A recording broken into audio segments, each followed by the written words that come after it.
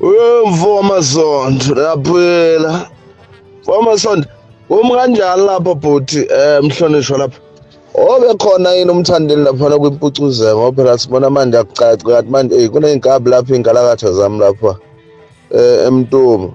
Sifuna kube yiplana phela kuqashwe iy'moto uma ukuthi Igcokama lizobe likhona kodwa futhi uma uthi phela umthandeni akekho KwiMpucuzeko ngomhla ka-30 shuthi vele ayasiya eThekwini.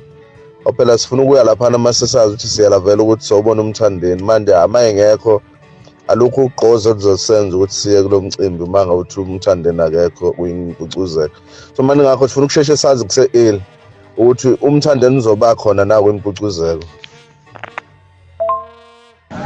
Hayi mfethu kwamanje mfethu akukho kukhona ngisazo-check-a nakuye umthandeni mhlawumbe mhlawumbe sebemthintile kodwa kwamanje ngigcine nami ngingekho kukhona. Ngabe useyishilo naye ukuthi na selimthintile ibandla.